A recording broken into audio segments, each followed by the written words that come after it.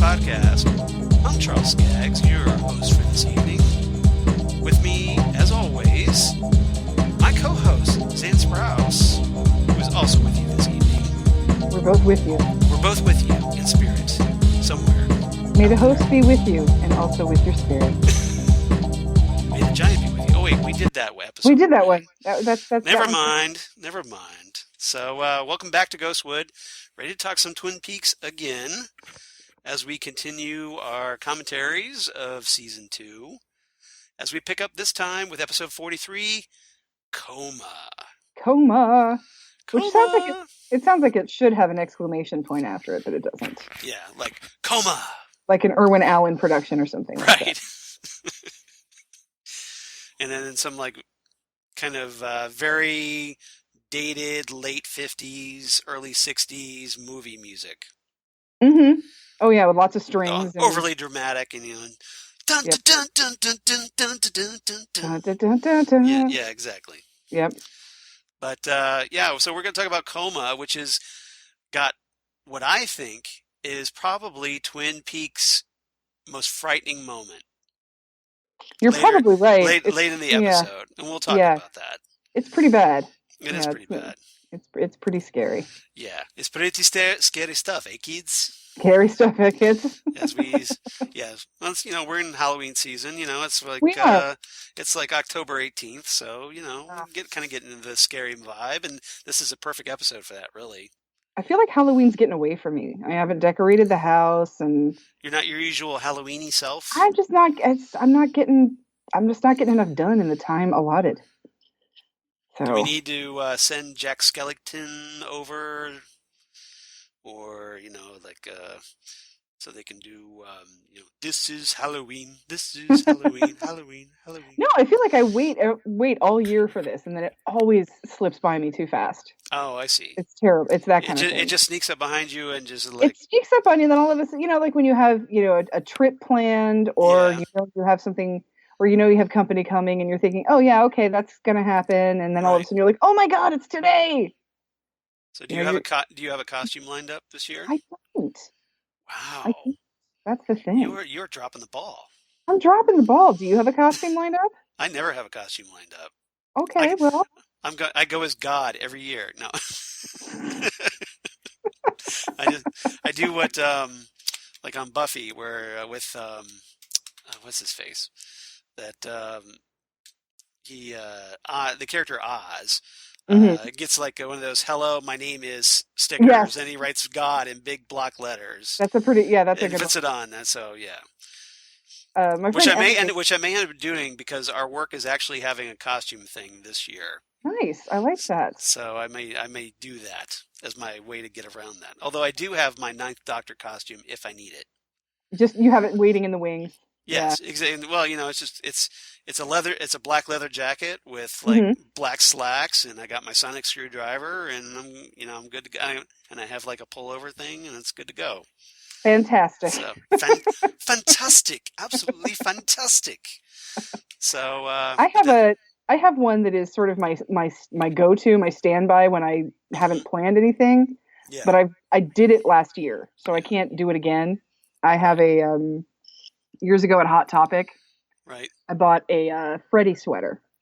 Oh, very cool. And I'm not going to go through all the prosthetic makeup kind of a thing, but I have like a Freddy glove. Oh, okay. So what I do is I just put on brown pants. Yeah. And my Freddy sweater, and then I put my hair in pigtails. Okay. And I go as the hall monitor from Nancy's Dream at the beginning of... That's clever. The first movie, because that's the thing. It's like when you're a girl and you don't want to do a lot of makeup, you still have this option with the Freddy costume, right? The Freddy sweater. So right, you're not doing the gender bending with Freddy. You're just doing another different character. Well, that's the thing. Is like I don't even mind about the gender bending. It's just the makeup. I mean, my friend Troy does the makeup. Yeah. And he looks amazing. And so I know I can't full ass it like Troy does. I would only half ass it. Right. So I just I stick with the hall monitor. There are various degrees of ass. Yes, and mine is on the lower end of the spectrum of ass. Well, it's good that you're admitting that. Yeah, so I do the hall monitor, and everybody's like, so what? I'm like, okay, so the movie, where's screw your past? No running in the hallway, and that's so for like 3 minutes of screen time, pigtails and a sweater, and there you go, you got it. Well, one of my favorite costumes that I've seen you in has to be Pam from Archer. Pam, yeah, that's Pam Poovey from Archer. The Pam was pretty good, and that was really good. I liked that. Well, and Chris's Krieger was really good too. Yeah, it was Krieger. Right. So that's a good one. Yeah, that was good. So anyway, so there's somebody from a book I've read, because there was one year I went as River from the Night Circus. Yeah. Which is pretty fun. That was also pretty easy because they wear black and white with a little sprig of red somewhere. Okay. I have that kind of clothing in abundance, so it was very easy. So I'll have to think about the clothing that goes with other clothing. Perfectly. Yeah, exactly. Or clothing that you already have, or if you do buy something for Halloween, it can. And I always think of Patty and Selma trying to loan clothes to Marge in the episode where she buys that Chanel suit and tries to get into the country club. Yeah, the one that she keeps cutting up over and over to kind of, because people are tired of seeing her in the same outfit. To make it look different every time she comes to the country club. And then it just finally falls apart. Lisa's distracting Marge, and then Marge steps on the pedal of the that's right, and then she cuts gets eaten by the sewing machine. Right. So there's a scene where she goes over to Patty and Selma's for help, and she's like, "We've got classy duds all over the place," and they have her put on this dress that's like red vinyl. Yeah. And it's Patty and Selma's size, so like there's like Marge, and then there's like another foot of place for boob, you know? Right. But that's funny. I forget who it says. I think it's. It could hold two Marges. Well, 2 sets of Marge's boobs, that's for sure. Yeah. And Patty or Selma says, "This one started out as a Halloween costume, but it made its way into my regular rotation." That's a good line. Yeah, so I think of that every time I can, because when I did the River thing, I was I had like a black and white jacket that I just have. I wore that. Right. And then I bought a red infinity scarf to put around it. I'm like, red infinity scarf, I'll wear that again. So Yep. Yeah, it got to make its way into my regular rotation. Very cool. So that was fun. All right. So for those wondering when we're going to talk about some Twin Peaks, don't worry, we'll get there. It's going to be like it's my fault. I've distracted us. That's okay. I got us on the Halloween tangent, which it's is Halloween. Exactly. So it's a very easy tangent to go on. Zan and I, for anybody wondering, we actually had our Twin Peaks trading card summit. We sure did. Last week. And Zan got a whole bunch of doubles from me. I did. But Zan was kind enough to help me finish my base set of 90. So public thanks to you, Zan, for that. My pleasure. I just thought it was dumb for 2 of us to have incomplete sets. Because that was like 13 cards short or something like that. You were like seriously like 9 cards short, I think. It was a very small number that it just would have been stupid for you to not do it. Right. Well, that's after I had we had 10 packs each. Do we have 10 or do we have 12? I forget. We had No. I'm sorry. You're right. It was 12. I stand corrected. You're right, because it was a box of 24. Yeah, that would be. We split the box. Each had 12. So and then I lucked out. I got like a Carol Strucken as the giant autograph card. Did. I was very happy with that. And then you got the double autograph card. Yes, the Kimmy Robertson and Harry Gauze double. Yeah, that was double autograph card. You got the double gun, because those double ones are rare, so that's cool. That one was great. That's awesome. Very jealous of that, so that was cool. But we got to get your base set finished off. That's right. So we just got to keep buying boxes of cards. This is turning into a major investment. I mean, well, collecting. I could have bought a car, or I could have bought like this, or a computer. How's that for being born under a bad sign? Yeah, exactly. But so stay tuned. Maybe we'll have some more trading card news in the near future. Just kind of wanted to update everybody on that.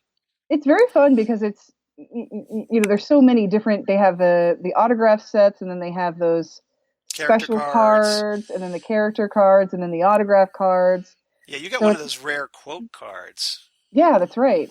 So that was pretty cool. I don't have any of those, so that's awesome. So it's not like you get your base set of 90 and then there's nothing. So even if you're still looking, right, there's still, even if you get a set of cards that doesn't have any of the base cards you're looking for, you might still find those autograph cards or those special character cards. So it's still fun stuff to find. Exactly. So it's not like Charles, I mentioned this to you, the back in the 90s where they did the Star Wars Galaxy cards. Yes. Oh my God, I got a whole set, except I never, ever found a Han Solo. Ever. Really? So, yeah. So that got annoying after a while. I wonder if it's on eBay. I'm sure it's there. Yeah, Yeah. just haven't bothered looking. I kind of Yeah, got out of the mode. I think Chris had a set because Chris definitely had a full set of the second series because Chris did a card for that one. Oh, okay, that's So, cool. yeah. I didn't know that. Yeah, he did. There's a card where, because they did that in the first series too, where they had comic artists and other graphic artists who do drawings rather than photos, or because it was mostly artwork. It was like Ralph McQuarrie art and paintings and things like that. But yeah, in the second set, Chris did a card. It was Luke making his arm. Oh, that's awesome. Yeah, making his replacement hand. Okay, so, that's awesome. Very cool. And another thing I want to talk about before we get into our episode commentary, really quick. Since we recorded last, there's a new music video on YouTube that I really liked. Yep. And I shared it with Xan, and she liked it. For those who may or may not have seen it, it's called Chad. And if you're a fan of parody music videos, I'm thinking right off the bat, Weird Al Yankovic's song Fat, which was a parody of Michael Jackson's Bad. Yep. Which Chad is also a parody of, because Chad also follows after the Michael Jackson video. I'm Chad. And actually and the video is actually pretty faithful to both the Michael Jackson video and Twin Peaks. Yes, which is great. Always, that's why Weird Al is such a master of his craft. Exactly. Is that he's able to stay true to both the song and the spirit of what he's doing. The spirit of what he's parodying. Yeah, yes, exactly. Yeah, exactly. His subject matter. Yep. Yeah, and so this is by Steve Lang. I want to give credit where credit's due. Excellent. So yeah, just look for the Twin Peaks Chad music video. If you want to check it out, I've posted it on our Facebook page, Ghost with the Twin Peaks Podcast. You can definitely check it out there. Sweet. Or it's on YouTube. And one of the other cool things, in addition to the fact that Steve Lang makes a point of going around to various Twin Peaks locations. So you get the location of, where the Welcome to Twin Peaks sign would have been. Wasn't in that video, but it was the same spot. Or the train trestle bridge where Ronette Pulaski walked across, or the Double R Diner, which of course, that iconic location. Yeah, Tweed's Cafe, yeah. Yep. So, and then on top of all that, there's a cameo right at the very end, if you go all the way to the end, by John Piricello. Oh. Chad Broxford himself. Actually Chad, very similar to and telling the Steve Lang's Chad, F you Chad. Nice. Which has to be a great moment. Oh yeah, yeah. You have the real Chad telling your impersonation, F you Chad. You gotta love it when people who play characters that are hated get into the spirit of hating their characters. Exactly. That's always cool. And there's just lots of great moments where he's just saying, like, he lives alone and all he has is his pine cone. Just great stuff. I love parody songs, and so definitely I just want to give some credit. And I even posted a comment on his YouTube page. I said, this video has been approved by Ghost with the Twin Peaks Podcast. Fantastic. We hate Chad more than anyone. We hate Chad.com. We need to look into that. Hashtag FU Chad. Hashtag FU Chad. Yeah, exactly. So just want to give a quick shout out. And if you're looking for something fun, and this is pretty clever fan parody. So check it out. Yep. All right. You got to love it when they're done with love. Yes. And it's one of those videos that makes you like, okay, I want to make one of these. Mm-hmm. You're like, I could do this. Yeah. I love this enough to make these references. Exactly. So, yeah. It's one of those that just definitely inspires you. So hopefully maybe you'll get inspired and you can make one, and we'll talk about yours. And we'll talk about it, and we'll give you the Ghostwood seal of approval. Exactly. We're it's a pretty easy seal of approval to get if we like it. Well, we're not just handing them out, but no. We have to like it. Yes. So that helps, and we definitely like this video. All right, so let's move on to Coma, the second episode of Twin Peaks Season 2 that aired on October 6th, 1990. Wow, we're almost the anniversary date of that. Yeah, seriously, we just missed it a little bit, but yeah, just like about 28 years and 12 days from that. Yep. Written by Harley Payton, directed by David Lynch. Always good. Always a pleasure. So right there, and which probably is why the really arguably creepiest moment in Twin Peaks is the creepiest moment in Twin Peaks. Probably where that comes from, yeah. Yeah, pretty much. This episode also introduces Frances Bay as Mrs. Tremond or Mrs. Chalfont, depending on your point of view. I've heard it both ways. The people that played that before her were also named Chalfont. Weird, right? Right. Very weird. So, and we get the introduction of Austin Jack Lynch. Yes, David Lynch's son. David Lynch's son. Yep. Which you can tell by the hair because, damn, he has his father's hair. He sure does. He sure does. As Pierre, who, he's studying magic. Studying magic. And we'll talk about that. So, and then the usual guest cast, of course, including the return of Don Davis's Major Briggs. So, who plays a pretty important part in this episode. That's the thing, as the series goes on, you really learn how integral Major Briggs is to this story. He's not just there to... Yeah, he's not just like an ancillary character. Right, he's not just there to be the yin to Bobby's yang, you know? Yeah, because I think probably until this episode, you really just thought, well, okay, he's just like a supporting character to Bobby. Mm-hmm. Right, he just sort of... It was just that... exposition for why Bobby is such a rebel. Or, it gives him that father-son storyline. Yes. They start off hating each other and grow closer together. Exactly. But here we get a curveball because turns out the Major is not what he seems. No, he's not. He's got a lot more going on behind the scenes than we realized. Yeah, exactly. And obviously, if you've watched Twin Peaks: The Return, you know what we're talking about. Mm-hmm. As well, or the rest of the series, really. But yeah, so some stuff there. So, are you about ready, Xan? I'm ready. Dive right in? I'm ready, yep. Okay, all right. So, for those of you playing at home, we are at around the 1 minute 53 mark, where we had just watched guest starring Miguel Ferrer's name vanish from the screen. And we've got a blank screen showing only the exterior of the Great Northern in daytime. So that's where we are. Join us, won't you? Exactly. So if you want to pause this, get it all nice and queued up, and come on back. And we're going to start in 3, 2, 1.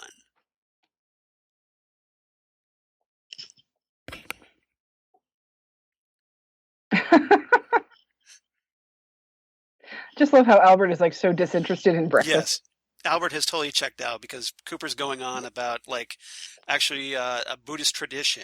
The first King La Thotori Nyan Sen. I'm sure I'm butchering that name, but apparently he really existed. King Ho Ho Ho. Yes. The Happy Generations. Yes, right here in Twin Peaks.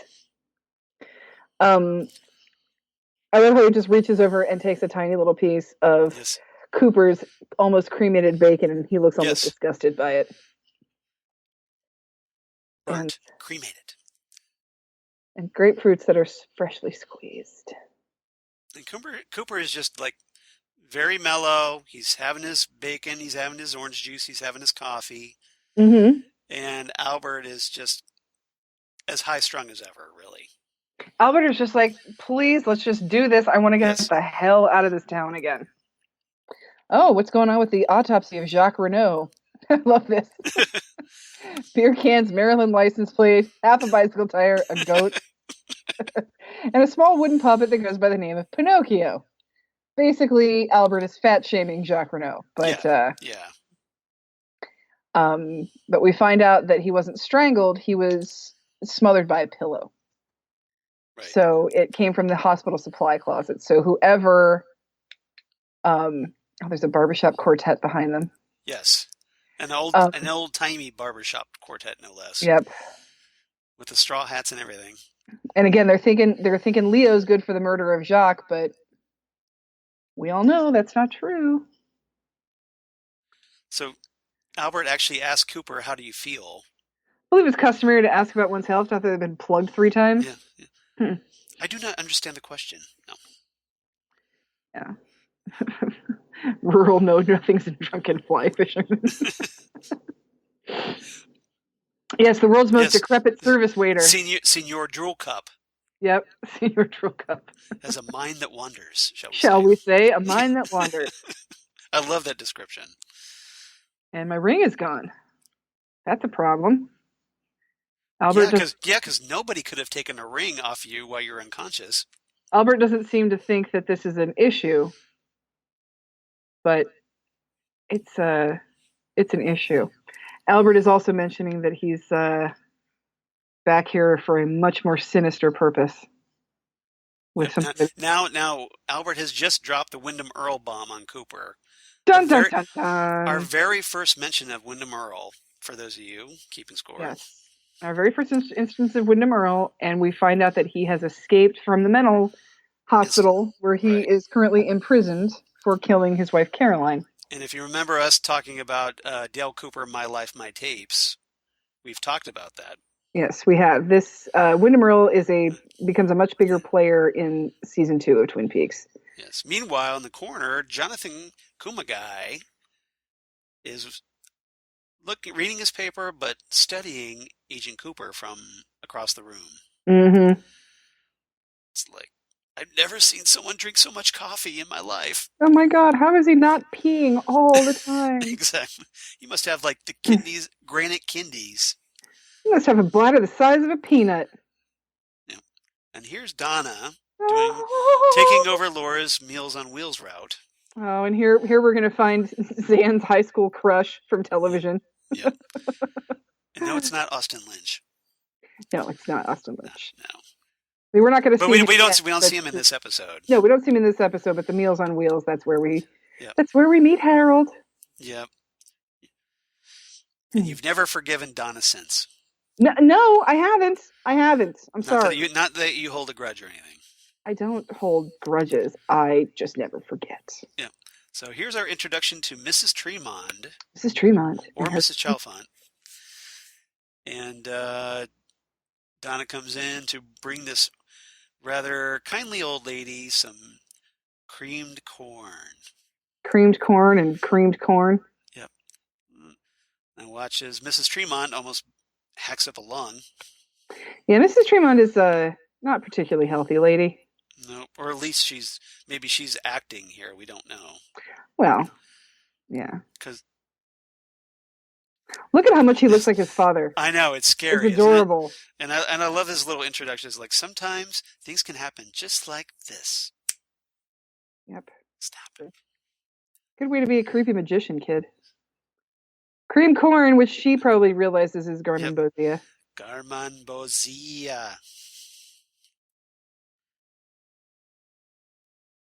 Yeah, that does not look attractive. No. I mean, I know Norman. This is why I will never eat cream corn, by the way. Oh, this show? Oh, hell yeah. Yeah. This puts you off cream corn forever. Oh, totally. Totally. It's gone. And now the cream corn is gone. Now it's in Pierre's hands. That's disgusting. Yeah. He's like cream corn also, especially here in the Midwest, is sweet a lot of the time. Like corn casserole and cream corn is made with like sweetened condensed milk and stuff like that. And I just don't like sweet creamed corn. I think that's gross. You like more of a saltiness? I like savory over sweet when it comes to my food. Yeah. Except for like desserts, of course. Right. The way I say it is I like my food to be salty and my dessert. I don't mind if my dessert is somewhat savory, but I want my food to be fully savory. See, that's why I like the dessert, because the dessert sweetness of the dessert is supposed to offset the saltiness or savoriness of the Right. meal. Yep. Mm-hmm. Little baby David Lynch. Yes, exactly. It's like, I shall call him Mini Lynch. Okay, Mrs. Tremond, I'll be back tomorrow, and I won't bring cream corn. Yeah, I'm just gonna leave now. Yeah. Hospital food. I think this is better. Even the cream corn is even better. Oh, yeah, Now go she, ask Mr. Smith and then never talk to him again. yeah. Now Donna had asked her about whether she knew. Oh, there's the J'ai une âme solitaire. I am alone. I'm a lonely soul. Or actually, literally translated, I have a lonely I soul. have a lonely soul, yes. But for the context, they're putting it in as I am a lonely soul. Yep. Well, here's what I think is kind of funny about this. She's like, you might talk to Mr. Smith next door. Yeah. Apparently, this is a neighborhood full of recluses. Yes. Oh, and speaking of Harold Smith, he's kind of like creeping through the window blinds here. Yeah, he is. Donna goes to knock on his door. Tap, tap, tap. Hello, Domino's Pizza. Hello, Mr. Smith, Harold, man. They're looking at her like. Seemed like a very nice girl. Yeah, but she brought creamed corn. I wanted to see more of that kid. We do for a little bit. Well, we do in Fire Walk with Me. Yeah. Yeah. Which kind of makes me feel bad for the kid, you know? Yeah. Dear Mr. Smith. I am breaking up with you. Oh, sorry. It's not you, it's me. I just need to work on myself for a little bit. Yeah. I hope we can still be friends. I still really care about you as a person. Yep. And peekaboo. Harold. I see you. I love that part. Oh, Harold. Harold, the crazy, reclusive botanist. Oh, you crazy agoraphobe, you. Yep. That's a technical term for those wondering. That is the technical term. But yeah, like I said, I think it's funny that there's like this neighborhood in town where it's a bunch of people who are just recluses. Like, oh yeah, he lives next door. These are the people who couldn't make it into Fat Trout Trailer Park. Right. Yeah, that was too much of a social requirement. They're too weird for Fat Trout Trailer Park. Yeah, exactly. So apparently there's just the social circles in Twin Peaks. Mm-hmm. Poor Ronette. And now Cooper and Harry are having trouble with their chairs. Cooper especially because he's going owie, owie, owie, owie. Mm-hmm. Still. Well, yeah. Just give me a few hours to get dressed. Yeah. And this is obviously a very Lynchian scene because they're taking forever just to figure out some chair stools. Yep. When they could be advancing the plot. Read operate. Maybe you should just talk to Ronette while you're standing, because I don't think she's going to be able to say very much to you right now. Yeah, because so Ronette still looks kind of catatonic with her eyes open. Yeah, she does, just a little bit. Poor thing. Well, she's been traumatized, so it's understandable. I feel so bad for Ronette. Yeah, she did get it pregnant, although we did see her rebound later. Mm-hmm. Which is good. So she kind of got out of that catatonic state, thankfully. True. Which is, Owie, owie, owie. Considering the fact that, even though it didn't happen to her, this is how she is. It just tells you how horrific that night was. Right. And now Cooper and Harry want to show her the wanted pictures, the sketches that Andy did. Oh, yeah. Have you seen this man? First, they show Leo's picture. Mm-hmm. And, I think she knows Leo, so... Right. I think she'd probably feel more So she's betrayed. kind of like blink one for yes, two for no. Yeah, I think she'd feel more betrayed by Leo than afraid of Leo. Yeah. So the picture's kind of blurry at first as we see through Ronette's eyes as she tries to focus on the picture, which I thought was a cool camera idea. Yep. Because it just comes right at you. Yeah. Yeah, exactly. It's pretty scary all zoomed in on. Mm-hmm. But it's like, nope, Nope, not Leo. Leo wasn't the one who killed Laura. Nope. Let's So back try. to the Let's drawing try board. sketch number 2. Let's not. Xan looks away. I don't want to see sketch 2. That's the guy. I don't even need to see it. I just know it's him. I will narrate then. So she focuses in, and it's Bob! Coming at you. And Ronette makes the only... Yeah, or Ronette basically just reacts really violently. And this is the only appropriate reaction to this drawing. Yeah, I call that a big yes. I'm going to call that a big yes. Back off, man. I'm a scientist. Train. Don't go there. Laura, no. All the things I said before, I'm saying Phoebe Augustine does a really good job here. She does a great job. Yeah, she did a really good job with that. Yep. Oh, now we have Jerry with his smoked cheese pig. Oh, I bought my friend Troy one of those for Christmas one year. Really? Yes, I did. Have you tried it? I don't know. I don't know if he ate it or not. It was I meant, have you tried one? No, it's okay. It's like a smoked provolone. Okay. So it's not that I haven't had before, but I just not your thing. It was kind of funny because when I bought it, the guy said that, like, well, it's been refrigerated, so it's a little bit smushed, but let it get to room temperature, and then you can like pull its legs out to look normal again. I was like, okay, that's kind of fascinating. So here we have Ben and Jerry debating about which ledger to burn. Well, Jerry really wants to burn a ledger. What should go in the fire? Either this ledger or my smoked pig. Right. Smoked cheese pig. Yeah, and it's not going to be my pig. Yeah, Jerry, you do realize that that's wax on there that you're about to bite into, right? Well, he probably doesn't care. He's probably too stoned or something. Yeah. Because I think I'm high. Yes.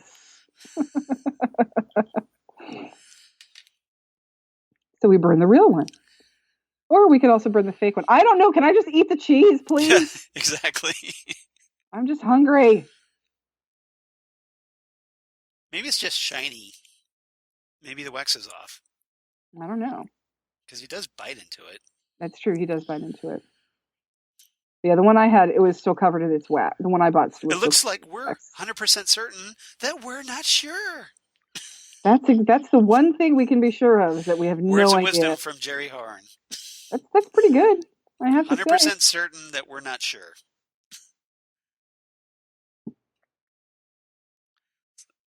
Oh, now Ben has an alternative. Yeah, this is even better idea. Yep. Toast some marshmallows. Where are those hickory sticks? We used to roast Stay Puft marshmallows by the fire at Camp Wakanda. Sorry, Venkman. Yep. I'm petrified beyond the capacity for rational thought. And Andy, why can't you even use a roll of tape? Andy looks like he was attacked by a tape dispenser. Seriously. He's very stressed out about him and Lucy now. And I like Major Briggs looking at him going, like Hank Hill on King of the Hill going, that boy ain't right. Right. He's like, that is not Air Force material, gentlemen. He's like, what the F? Come on. At least my no-good son plays football. Exactly. You wouldn't see my kid with tape on his forehead. No. Oh, Luck Lady's got a dining companion. I'll say this for the Major. Yeah. He might be extremely cold and kind of a pain sometimes, but he's seen a lot of things, and he's still very respectful to everyone he encounters. Well, it seems like the Major has kind of like a Zen attitude about everything. He really does. I mean, he's so laid back, and he's dialed into all this weirdness. I think you'd have to be, right. You know, maybe that's his coping mechanism, that he just had to be like just so emotionally detached.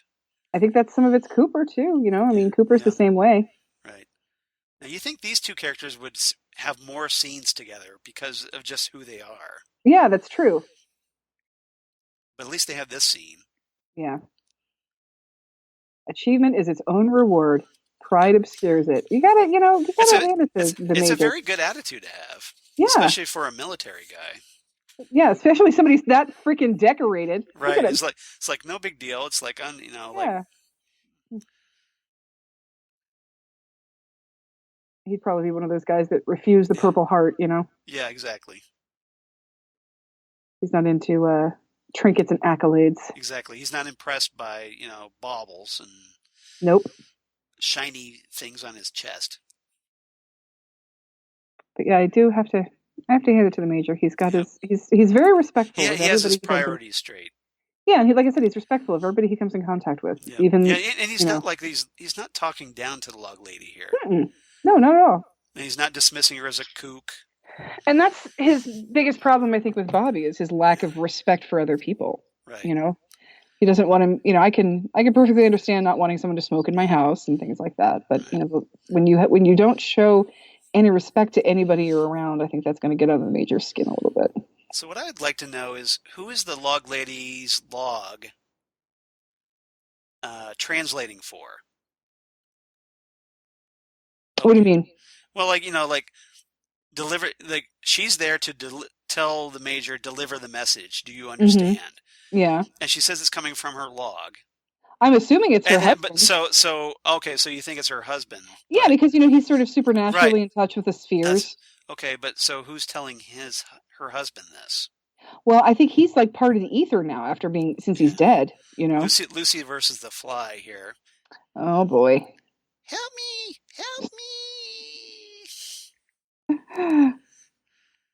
Andy still has a spool of tape on his forehead. Oh, Andy.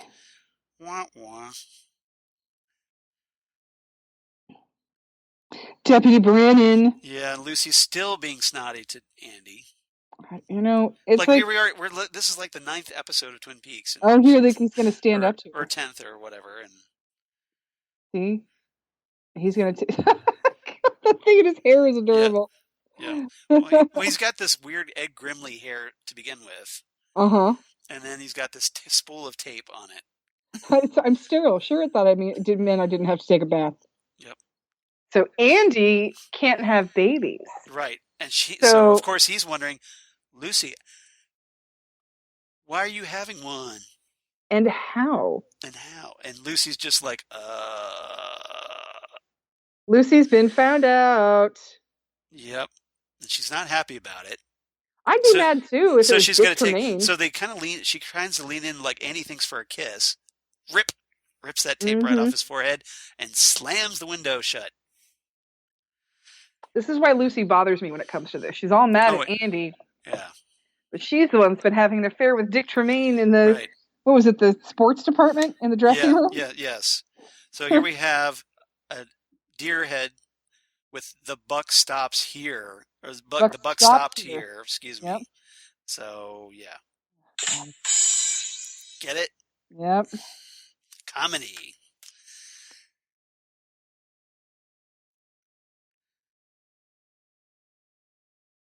Oh, God. And Hank is just waiting, alone by himself in Harry's office, which I'm sure drives Harry nuts. He's playing it awful close here, Hank.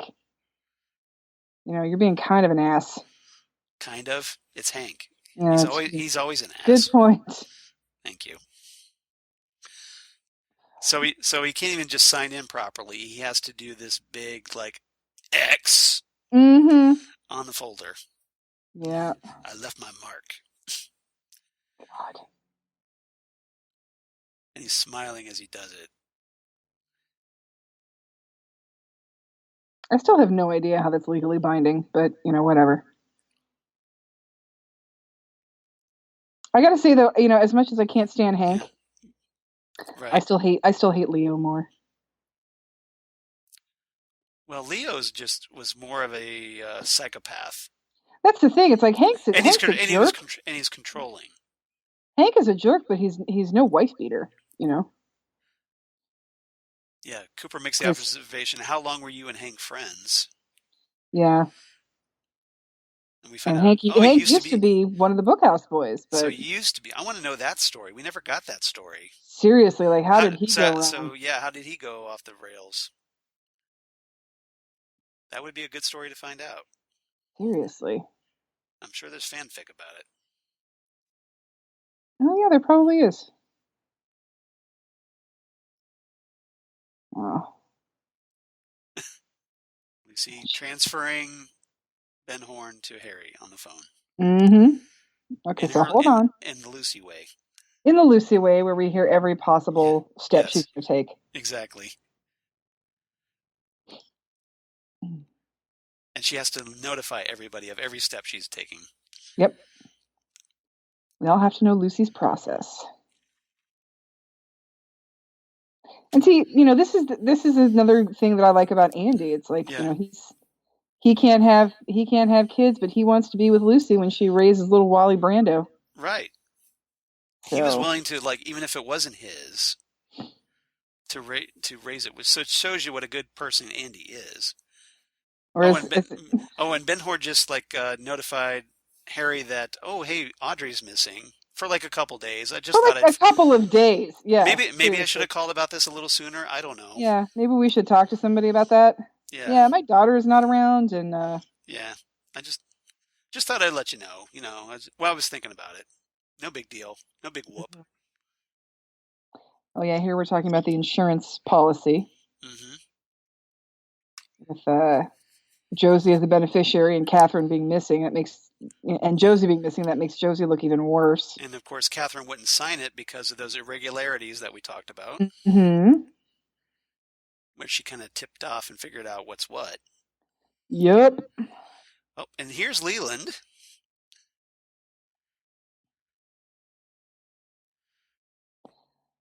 Leland being a little too eager here. Leland is 100% Bob right now. I don't think there's a speck of Leland in him at the moment. Well, I think there is when he sees the wanted poster. When he sees the wanted poster, yeah, right here. Because I think... So we're watching Ben and Jerry talk to Einar, who just found out about the fire at the mill. Yep.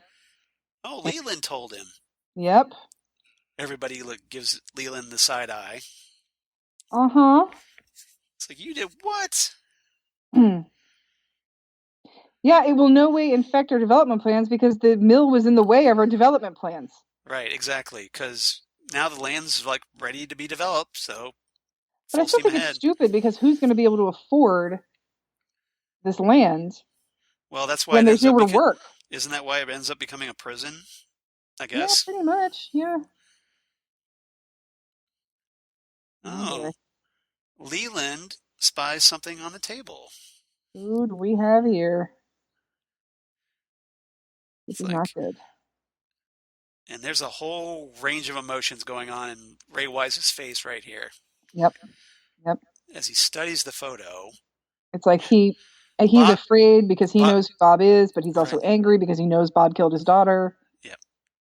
I know who this man is. He used to flick matches at me. Here we have the backstory of how Bob came in to be Leland. Yep.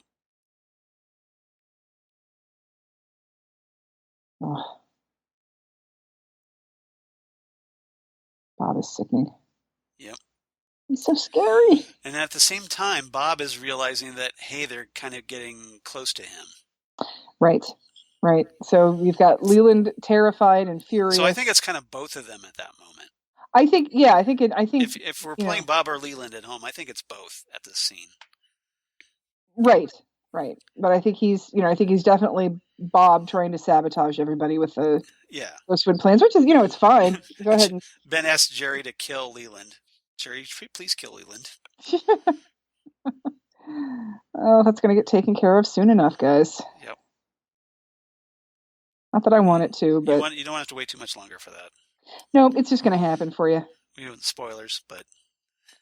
Yeah, well, I think after 20 years, spoiler alerts are... Yeah, I think it's... Yeah, the statute of limitations is... Uh-huh. Yeah. Statute of limitations. So, meanwhile, at Calhoun Memorial Hospital, Doc Hayward's kind of cluing Shelley in that Leo's a vegetable. Mm-hmm. I could have told you that. To be fair, Leo's always been exactly. a vegetable. Exactly. And this is about, and it's certainly helping Shelley because Well, yeah, because it's like, hey, my been so abusive husband isn't a threat anymore. Well, she's been so terrified of him finding her or finding Bobby or what have you. And so this is, so she's kind of a little happy at this moment. Yeah, she's at least, he's at least not gonna. But maybe she's a little sad here. I think that's genuine tears. Like maybe she's sad about what became of their relationship. Stockholm syndrome. That too. There's a lot of options. And, as Pete Martell says, she's still my wife. Here's a slow zoom in on Leo. Boo! Oh, wait. That would have been the moment for him to open his eyes. That would have been good. That would have been pretty good. But Leo still needs some time. Yeah. Unfortunately, we can't rebuild him. We don't have the technology. And we really shouldn't. let's be honest. Yep. So this mysterious person who won't give his name is calling Lucy. Oh. Who could that be? Hello, I'm calling from Windows. You have a problem with your computer and I need your credit card number. Yeah. This is the IRS. The cops are on their way to your home right now, unless you pay me $1,000. Exactly.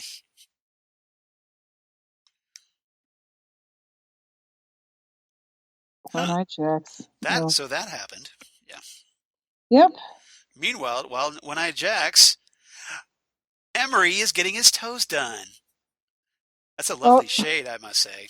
Well, they do some light cleaning. Yep. So watch out for this one. He's weird. Yeah. As if you couldn't tell by the vacuum fetish. And I like how she's all like, I'm going to tell my father. And yeah. And he's like, yeah, whatever. Yeah. So Audrey's carrying in this ice bucket. Ice bucket challenge, everybody. I don't even want to know what the hell is going on here. Yes.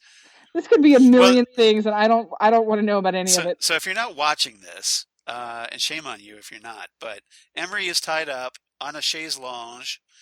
He's backwards, his feet are up where your shoulders would normally be, and his head is where your foot would normally be. And his arms and legs are tied, and he's got like toenail polish on, which is drying apparently because he has stuff wedged between his toes. He's blindfolded. His ankles are tied to the top of the chair. And his wrists are tied and hung from the ceiling, and the prostitute that's in the room with him is vacuuming. Yeah, it's like a squeaky vacuum as it goes back and forth. Yeah. Squeaky. Squeaky, squeaky. Oh. It's just a little bit. Now, apparently the ice bucket has a name, Frosty. Aw. His little snowman. Oh my good Lord. Emery Battis. And Audrey is like revealing herself. Mm-hmm. By taking the vacuum cord and tying it around his neck, choking him. See, she's trying to keep the upper hand, but she is in way over her head here. She figures she's safe because he's all tied up. But she keeps forgetting the fact that he's probably paid for that. Right, and he'll get loose. Mm-hmm. And it's not like he's not going to tell Blackie, by the way, your new hooker is Ben Horn's daughter. Yeah. I'm insane. I'm Audrey Horn. I get what I want. Whatever. I do what I want. He's your father. He owns everything. Yeah. I run girls to the perfume counter. And yes, Laura came here. Yep. Yes, your father had sex with Laura. Right. Yes, you're going to be in therapy for the rest of forever. Exactly. Jeez.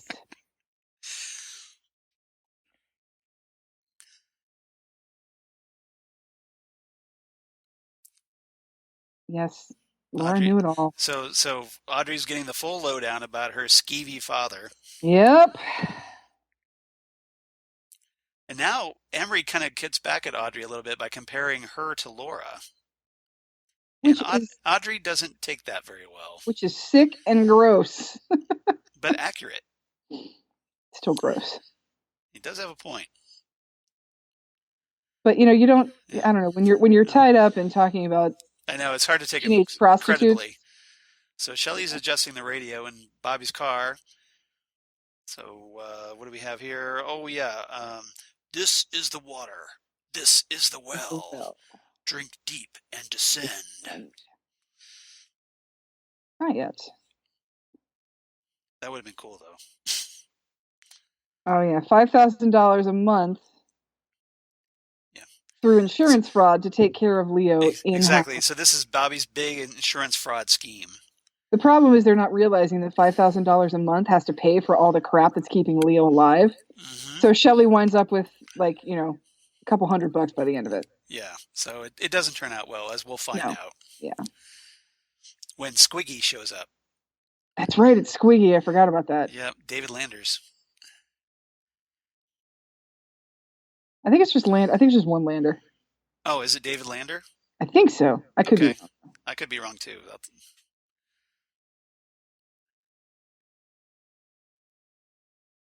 Bobby's trying to work her, going, "Yeah, this is a great idea." Uh-huh. Yeah. Yeah, it would be nice to not have to worry about money, but guess what? You do. You're gonna have to, because insurance fraud is no joke. And then you're gonna be stuck with like a quadriplegic. With a vegetable Leo that you have to take care of. Yeah. And you guys realize what that means, right? Yep. Leo diapers. That's what that is. Diaper duty. Yeah, Leo diapers. It's not like he's Emery Battis here. It's not like he's going to enjoy that. It's the full depends treatment. Pretty much. Which, I think most spouses in loving couples would say, fine, whatever it takes, but this is Leo. Right. Nobody wants to do that. Now let's make out. Like we just committed insurance fraud. Exactly. Does insurance fraud get you hot, baby? It totally gets me hot. Can't help it. Insurance fraud gets me hot. You forgot something. Oh, you forgot something. That thing right here. It's right under you, and it's right by your foot. Damn it. Just look down. Damn it. Stop playing with your dictaphone. See what you did there? I see what you did there. Nice one. Good job. Thank you.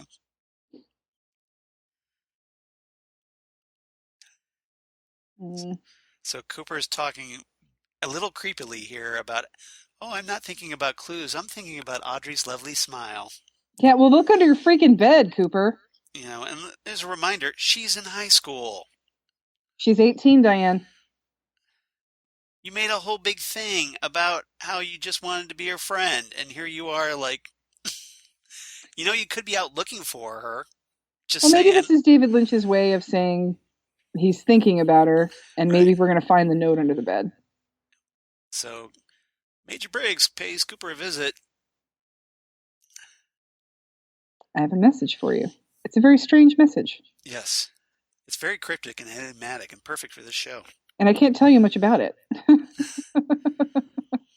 But I have it on some sexy dot matrix printer. And when you're done with it, you can tear off the sides of the strips with holes that feed it into the printer, and you can make little crafts out of that. Yeah, or you can wrap it around your finger and make it all spirally. Yep. Because you want to. Make a giant, or as I went to high school with a guy that called those giant boingy things. Those little coily. Yeah, the low coily things. Like springs. They look like that we made out of dot matrix printer paper back in the day. Yep. See what kids these days are missing with their laser printers? Yeah, exactly.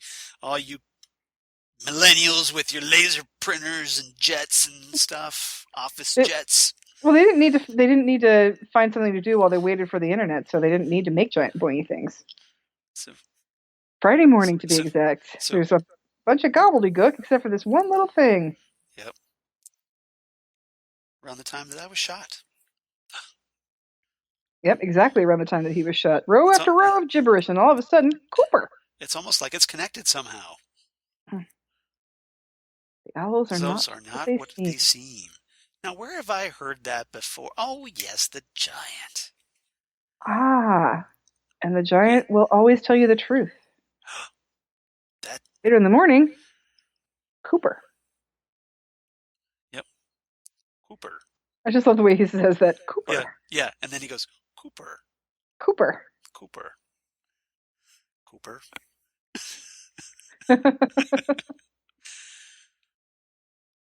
Cooper's got his, like, get Oh the dear F out God, of no! here Oh dear face. God, no! No! Yes. Yep. Just you Just and I mean, it's not that.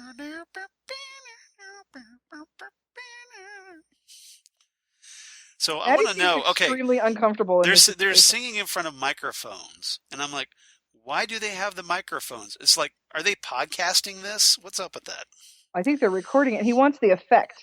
But you don't see a recorder. Well, then maybe it's a bad music video. I don't know. I think he wants the Yeah, effect, the yeah, wobbly effect with the vocals. yeah. Together, Together ever forever. in love. And it's funny. It's like I remember when this first aired, and I talked Yeah, about this when we watched The yeah. Return, how much I disliked this song. And I think a lot of it was. I kind of like this song. It's so simple and stupid, and I Yeah, kind of like a it. lot of it was, please just get on with it. Can we please figure out who killed Laura? And it just Right. felt like a diversion that I wasn't particularly interested in. But then when James was at the Roadhouse and played it, Yeah. I started to cry. You got nostalgic. I got very nostalgic about it. I was surprised. It But affected again, you more than you realized. it did. It definitely did. And I felt like this whole thing just seemed very Yeah.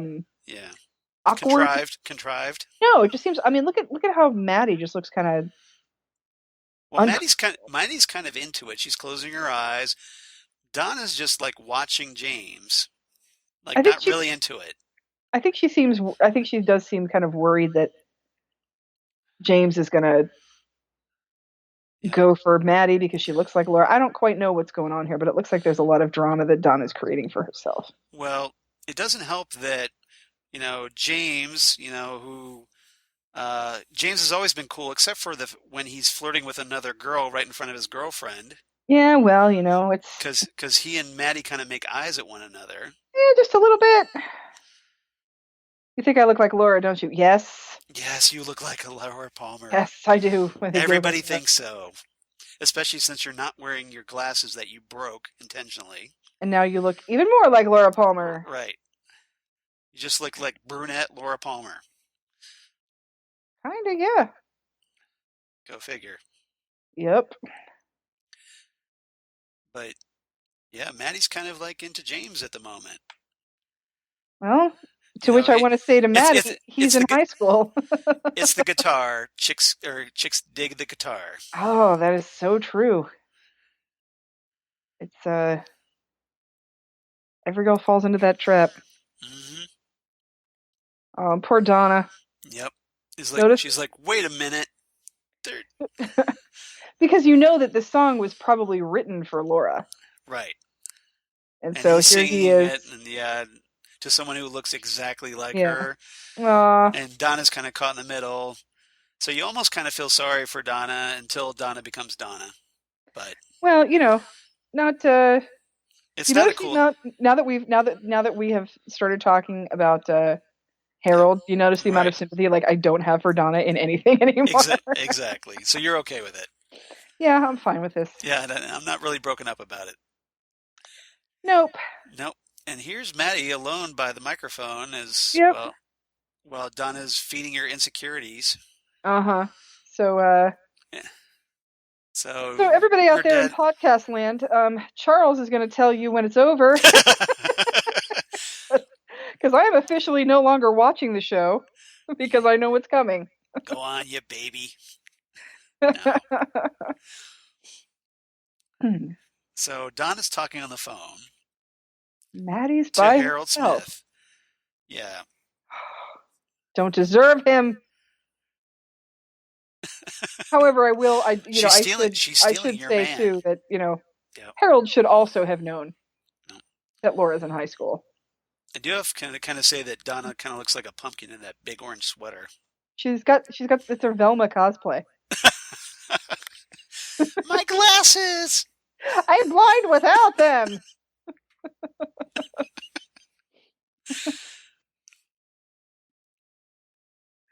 Yeah, okay. I'm going to just go ahead and look away now. Yeah, so Maddie looks over at the couch. The couch. And it's a great And shot because it's what's taken weird from the. about this is that Now, this is Donna's house. yeah. Oh, and who's that creeping around the corner? Yeah, I'm pretty sure I know. That's why I'm not looking. It's Bob. Hi, Bob. How are Oh you my today? God. And here's the cool. So Lynch is taking the shot, and he's like on the floor. So the couch looks huge, and Bob is climbing over the couch toward the camera, and he climbs over the coffee table, and he's right up in it. Ah! And now Xan's gonna have nightmares, just like she did back in 1991.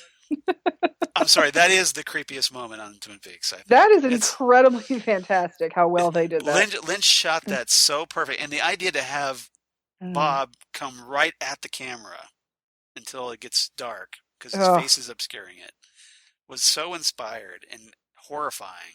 Especially if you're like me when I was watching this late at night when it was dark, because now it's dark. Now it's dark, yeah. And I was just like, holy crap. So crap. Charles did not sleep well that night. No, that is nightmare fuel right there. Yep. So speaking of nightmare fuel, Cooper's having another dream. He's having a dream. The owls are not what they seem. Are not what they seem. Doodly, doodly, doodly, doodly, doodly. And here's the giant, and here's Bob. And he's got an owl superimposed over his face. What can that mean? What does that mean, I wonder? And here's Sarah going down the stairs in slow motion, like she always does. Laura. Honey, I'm not going to tell you again. And here's Bob coming into focus, all smiling and laughing, having a good time. And Cooper's going to get a phone call that reminds him that you forgot something. Yes. It's me, Audrey. I'm in way over my freaking head. Please come get me because I'm about to be forcibly addicted to heroin. Love you. No, Audrey. It can wait till morning. No, it can't. Seriously, have you not noticed that I haven't been around flirting with you at breakfast for like a week now? Oh, were you? I've been hanging with Albert. It's cool. Damn it, Albert! Oh, who just hung up on Audrey? Oh, see? Emery Battis knows the owner, dumbass. Yes. You thought it was just some guy, huh? Yeah, no. I told you I worked the perfume counter to get girls here. I know who runs the place, and I know she's going to be really, really unhappy that the boss's daughter is here right now. Trouble, Miss Horn? You don't know what trouble is. Not by a long shot. Not by a long shot, and she's about to find out. Yep. It's not going to be good. Dun, dun, dun. Okay. But she did give Cooper some clues as to where she is. She said she saw him in his tuxedo, and he looked just like a movie star. Right. And Cooper's going to figure out that either she saw him leaving the hotel in a tuxedo, or she was at One-Eye Jack's. Right. So hopefully he's going to figure it out pretty soon. So that's our episode, everybody, for our episode commentary. I hope you enjoyed it. This is a great one. I really like this episode. Yeah, this is a good one because we're sort of we're learning things. We're getting more puzzles pieces to the mystery. Right, and things like, okay, this couldn't have been Leo Johnson. Yeah. Because he was in a coma when Jacques Renault was killed. So, we're getting more hints that Laura's murder was more supernatural in origin. Mm-hmm. Because with all these characters like Pierre and Mrs. Tremond. Uh-oh. And, yeah. Yep. So a lot of things are. And with like Maddie having all these visions of Bob, and doesn't look good for her, does it? Oh, it does not. Nope. Poor Maddie. It is happening again. It's happening again. Like I told you, and you still forgot something. It is happening again. Nice. But, so what's your rating for this one? My rating for this one... Let's see. I'm going to do 8.5 rolls of Scotch tape that Andy can't use. That's a good one. Thanks. I really go ahead. And I'm saying 8.5 because I do like the episode, but I feel like it is kind of we're still getting in this part of like I feel like we're so close. Well, it's kind of a middle episode. Yeah, it's definitely a middle episode. It's definitely But entertaining. it's not filler. No, it's definitely not filler because we learn a lot of things and we learn a lot of information about the side stories. Even the fact that Lucy's having an affair. Right. Even little things like that we're learning about, and I think so things are advancing. The storyline is advancing here. But I still have to listen to that stupid song. Just you. Just you. And I think there was something. I think there was something a little bit more poignant, forever.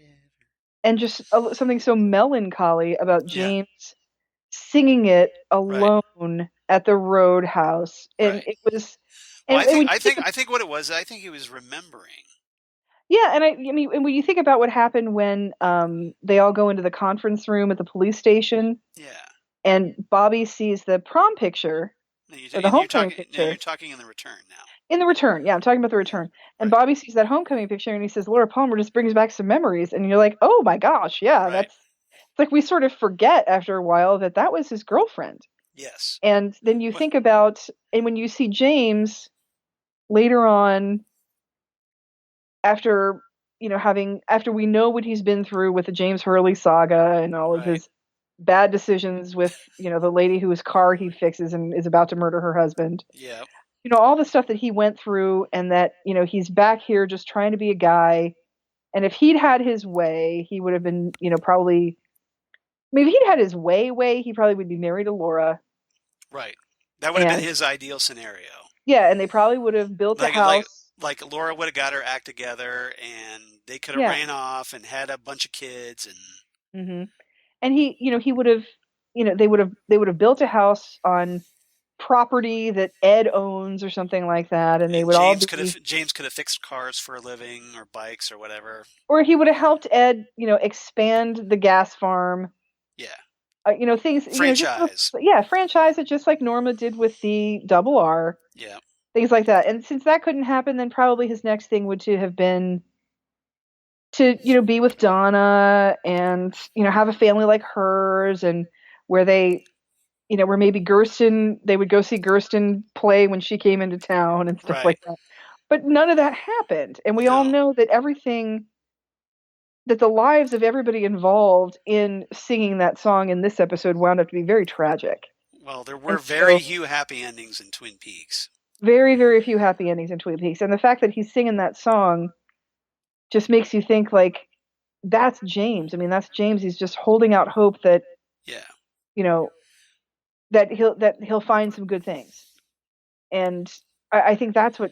Or he's just, mourning still of what could have been. And I'm not even making a qualifier as to who it could have been with. It's what could have been in general. Right. And so I think that's part of why I like it more when it's James alone on the stage at the Roadhouse. But this whole like in my living room and that kind of, it's just sort of like this song kind of got on my nerves when I first heard it. Now, what about do you appreciate that scene more now than you did when you first watched it? I do. I definitely do, because putting it in context, because you know what happens to James and how that turns out. Yes, I do. I definitely do. All right. That's fair. And I always appreciated the scene because of the appearance of Bob in it. Right, because it was it's a pretty terrifying, horrific moment. Where you have this moment of these teenagers just getting together and doing this little song, and then it goes bad because they're sort of in their own drama. And then Xan gets traumatized by Bob, and then it's sort of this lesson from the world that says you kids have no idea what bad really is. It's right. There's so many worse things in the world than your boyfriend thinking that the girl who looks like his ex-girlfriend is kind of cute. Exactly. There's so much worse out there in the world. Well, when you're that young. When you're that young, all you do is live in your own created drama. Right. I mean, exactly. That's very true. That's what being a teenager is that you're full of drama, and that's your job. Everything is important. everything is important. Everything holds so much more meaning. That's the job of a teenager, is to be filled with drama. And it's only when you get to like as old and decrepit as me, where you have some miles on you. Right, when you have some miles and some cynicism. I don't think I'm cynical. Do you think I'm saying cynical? I do. You're cynical. You're cynical. I'm very cynical. Okay, well, I don't think I'm cynical. Well, I try not to good. be. I try not to be. That's good, because when you grow up, your heart dies. Exactly. Well, sleep well, kids. No. I hope everybody's had a lovely evening. Yeah. I should point out that Xan said she was kind of a bad mood before we started recording. Yes, I was kind of in a bad mood. That's true. Yeah, so let's put a little context around that, shall we? And when I think about poor Harold, just makes me mad. Donna angry. Shakes fist. Donna. All right, as for me, I like this episode because there's the Bob scene alone is creepy as all get out. I love the fact that Major Briggs is in play, who's someone I really didn't expect, and I'm like, I just wanted to know more about Major Briggs from this moment on. And so he becomes this really interesting character, and the whole scene with the Mrs. Tremond and Pierre, I thought that was cool. Mm-hmm. So I give it a 9. 9 squeaky vacuum cleaners. Oh, how perverted! Yeah, thank you. Oh, it's me. So. Well, Yeah. When you go with your strengths, I guess. You gotta consider the source material. Exactly. Sorry. Yeah. I'm really raising the bar, aren't I? Yes, I know. Yeah, you are. That's good. I was going to go with that or handfuls of cream corn. Gross. Yeah, so I went with the squeaky vacuum cleaners. That's the thing, is that the squeaky vacuum cleaner is only perverted because we just watched this episode. Squeaky. Handfuls of cream corn are disgusting no matter what. Yeah, exactly. I feel kind of bad for Austin Lynch that he had to have his hands full of that stuff cupped together. Well, when your dad makes sculptures out of moldy mashed potatoes, that's true. You're probably used to that kind of crap going on. Yeah, that's a Saturday night dinner for us. You're like, you know what? Thank God it's not moldy. That's true. You're probably just thinking, hey, at least it's clean. Exactly. It's like it's fresh out of the can. It's good. No big deal. Yep, it's fine. Yeah. It's fine. All right. I want to talk about, before we sign off, we got some iTunes feedback a while back. Oh, great. Okay. That I wanted to read because just happened to notice it. And I was like, oh, yeah, we should have read this. Cool. It's pretty short. It's feedback from, quote, longtime Prince subscriber. Whoever longtime Prince subscriber is out there. Well, whoever it is somebody after my own heart. Yep. So, longtime Prince subscriber writes in and posts with the subject, keeping the fire going, and gave us 5 stars. So thank you, longtime Prince subscriber. Yeah, cheers for that, longtime Prince subscriber. In the body of the post is, thank you, Charles and Xan, for your great podcasts and for going back for a rewatch of the original series, ! Excellent. You're very welcome. It's so much fun. I'm glad you're having fun with us because we're having fun doing it. Yes, we are. I really enjoy listening, and I hope you keep going and maybe throw in a few deep dive analysis episodes from time to time. Oh, well, okay. So twist my arm. Yeah, so maybe they're kind of like hinting at us like, hey, maybe we want to do some analysis stuff for a break. Twist my arm? Maybe we could do that after our 50th episode. Ooh, I like your thoughts on milestones, Charles. Yeah, but also because it breaks in a really good place. That's true, it will. Yeah, it really will. I actually counted this out, and our 50th episode is a big one. Let's just put it that way. Okay. And without spoiling it for those who haven't watched, but if you've watched, you and you can do the math, you know what I'm talking about. Yeah. Prince subscriber continues. He says, keep up the great work, or she. Love the show, smiley face. Thank you very much. Yeah, thanks, longtime Prince subscriber. That's a mouthful. And thank you for being a longtime Prince subscriber, because, Prince. Yep. Prince apparently isn't dead. So he's never going to die as long as his music still lives. Not Prince. Print. I know, I'm just kidding. Print, yes. As in that key you push. As in that thing that you do? Yeah, that thing. But, if you want to be like longtime Prince subscriber, and you really should, because we'd love to get your feedback. Hopefully you're enjoying Ghostwood. Yeah. So you could post us a review on iTunes, and we'll be happy to read it if you'd like.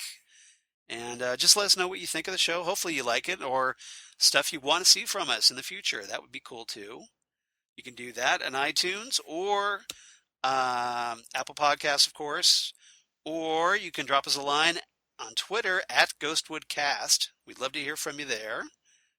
Or you can email us, the old school email, at ghostwoodpodcast@gmail.com. The Gmail. A Gmail. The Gmail. So, the Gmail. So you should get that. You should get that soundbite. I should. Just the email one, because I'd have to track it down because there's so many Homestar Runner episodes. Seriously. But if I could find it, if somebody knows which episode it is, that would save me a lot of work. Isn't it one of the menus? I don't know. I don't know. Remember it. I guess I know what we're going to do after podcast tonight. Go through the strongbed.exe DVD. Yeah, seriously. Yeah. So yeah, we'd love to hear from you there. And of course, you want to follow us on Facebook, because I post things like the Chad music video. Yep. And Xan posts all kinds of cool stuff as well. I do my best. You do great. To put the Twin Peaks related stuff in there, by the way. So yeah, please follow us on Ghostwood, the Twin Peaks podcast on the Facebook. Yep. Or Twitter, or all the Apple Podcasts and all that stuff. So, Xan, where can they reach you on the interwebs? I am on the Twitters and on the Instagrams. Yes. As Udinax19. Excellent. What about you, Charles? Of course, on the Twitters at Charles Skaggs, or the Instagram at Charles Skaggs. Facebook, of course, at Charles Skaggs in Hilliard, Ohio. Or my blog of geeky things. Damn good coffee. And hot.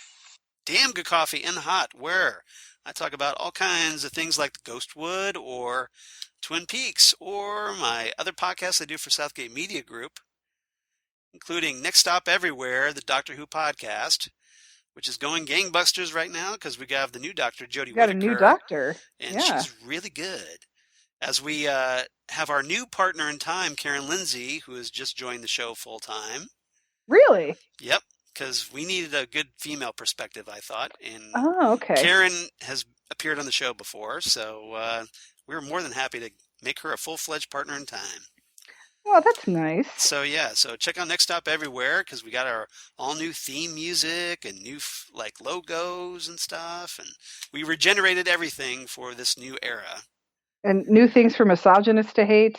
Yeah, well, we don't talk about them. Good, because they don't deserve to be talked about. They don't have a place on our podcast. We only support those who actually don't live in 1963 anymore. They live in 2018. We're funny that way. Yeah, good job. Yeah. So, and we're okay with the idea of a fictional alien being able to regenerate into a woman. We're weird like that. My only thing that I thought was interesting about that was how. It just made me wonder about, maybe they'll explain more about the Gallifreyan biology. Well, they did. They actually, I haven't watched it yet, so but that was my only question. Wow, this is interesting. How are they going to explain that? Yeah, during Peter Capaldi's era especially, they had male Time Lords regenerating into female Time Lords, or vice versa. So that they kind of established that it could be done. Like, for one thing, the Master regenerated into Missy, played by Michelle Gomez. Yes, that's right. So obviously it wasn't unheard of by the time. It's not unheard of, but I just thought it was. But now it's happened to the Doctor. So And Jodie Whittaker is actually really good, guys. So give it, just a kind of. I know it's not the Doctor Who podcast, so I won't go into it too much, but you should check it out. I recommend it. I always liked Jodie Whittaker from Broadchurch. Broadchurch, yes, exactly. So, and she played such a very serious kind of mopey character. So different.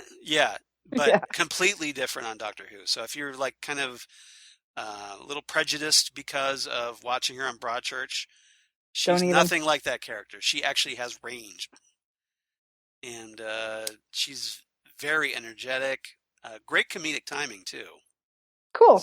So definitely recommend it.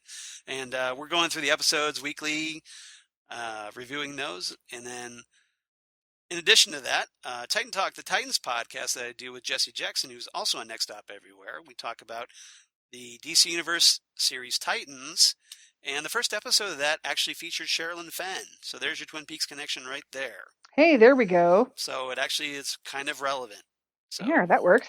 Hooray. And before we started podcasting, I was talking to Charles about how I was up until 6:30 in the morning, Tuesday morning. Yes. Finishing Haunting of Hill House. Yeah. So on Netflix. Apparently Zan's really digging that. And apparently I need to check that out. I'm really digging it. And for those of you who have seen the original black and white movie, there's a cameo throwback to that movie. Oh, really? And an obvious Twin Peaks reference here as well. I need to check that out then. Yeah, it's Russ Tamblyn makes a cameo. That's right. You told me that. And he was in the original. Oh, movie. Dr. Jacoby. Oh, I didn't realize he was in the original. Yeah, he's in the original. So it's like, he's unfortunately. I haven't watched the original in a long time. Yeah, unfortunately, I think there's only one other cast member that's still with us besides Russ Tamblyn. Wow. Okay. But yeah, we were watching it and we're like, is that Russ? Oh my God, that's Russ Tamblyn. So there you go. You can watch Sherilyn Fenn in Titans, or you can watch Russ Tamblyn on playing the Haunting of Hill House. Yeah, also playing a psychiatrist. So. Oh, he's a psychiatrist there as well. Yep. But no 3D glasses. No, so he's a little hard to recognize at first. No coconuts. No coconuts. No 3D glasses. No giant headphones. No shovels, golden shovels. Nope. Well, what's the point then? I don't know. You know where your freedom is? Yep. So yeah, but those miserable S are at it again. They're at it again. So and then my other podcast, the Phantom Zone podcast, I do with Karen as well, where we talk about all the comic book TV shows that are out there. We do about 4 episodes a week in about an hour and a half or so, and obviously lots of comic book shows are back in business now, so I'm busy there too. So. Seriously. All that stuff for the Southgate Media Group. So please support Rob Southgate and the Southgate Media Patreon page. That helps us keep the lights on. Check out their Patreon, because if you like geeky podcasts and you're thinking, what should I listen to next? Yep. That Patreon will tell you who you need to go to. I just rattled out 3 other geeky podcasts. Exactly. Yeah. You got plenty of options. Yep. So obviously I'd love for you to check out mine, but if you don't, that's cool. I understand. I won't take it personally. I'll try not to anyway. Just blame the Teen Titans. It's their fault. It always is. It's not you. It's not you. It's them. It's the Titans. Yeah. Exactly. That's the problem. Well, that's why I got married, because it's the Titans. That's right. Which is a true story, by the way. That's how my wife Lori and I met, was because of the Titans. So. True, adorable story. Yeah. So next time on Ghostwood, we're going to talk about The Man Behind Glass, the 3rd episode from season 2. Yeah. And that should be promising as well. We're going to meet Harold. That's right. We get to, and this is before he rakes his face all up. Yep. Before Donna. Before Donna takes advantage of him. And screws him up even more. Just that, Donna! Spoiler alerts, but what she does is she takes advantage of the fact that she knows he won't leave the house. So they screw with him the same way they screw with Dr. Jacoby. And I'm not saying that they're why he had a heart attack. I'm just saying it didn't help anything. Right. But it's probably them, too. It's Leo. Yeah. beating the shit out of him. all their little Scooby-Doo shenanigans. All their little Scooby-Doo shenanigans. Donna needs to knock this off. You damn meddling kids. She's the one that's dating Kyle MacLachlan in real life. She should know to trust Agent Cooper to do his job. Well, she was dating him. Well, yes, at the time she was dating. Yeah, at the time she was, yeah. Yep, exactly. Didn't work out in the long run. Oh, speaking of Kyle MacLachlan and other tangential Twin Peaks things. Yes. I don't know if anybody else besides me out there grew up reading John Bellaire's books, but Kyle MacLachlan is in The House of the Clock in Its Walls, so that's right. You told I me have that. I have to go ahead and recommend that to John Bellaire's fans, or just fans of Kyle MacLachlan or Kate Blanchett or anyone. I think it's I had a good time with it. I'd read the book and I had a good time watching it. MacLachlan's always fun to watch, no matter what he's in. He's always good. Yeah. Yep. So you watch him on Portlandia or all these old movies like Dune or Blue Velvet.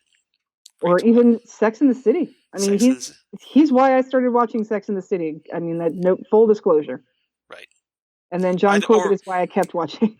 Agents of S.H.I.E.L.D. That's why I watched him on Agents of S.H.I.E.L.D. He's really good there, that's too. right. I forgot about that. Yep. He plays Mr. Hyde. Oh, yeah. Supervillain. So that's what we're going to be doing next time. We're going to be coming back in 2 weeks. Xan, anything else before we head out? No? Happy Halloween, everybody. Happy Halloween. Yeah, go watch some, like Haunting of Hill House. Watch some Haunting of Hill House. Just watch any horror movies, Yep. and, give out the good candy. Don't give out brushes. Watch a lot of Bob-centric episodes of Twin Peaks. That's scary. That's the scariest thing you could possibly do in any season of any month. Pretty much. Yeah. Like this episode would be a good, definitely qualifier, I think. So freaking scary. It is scary. All right. So thanks everybody for listening, and we will see you next time right here on Ghostwood, the Twin Peaks podcast. Bye, everybody. Goodbye.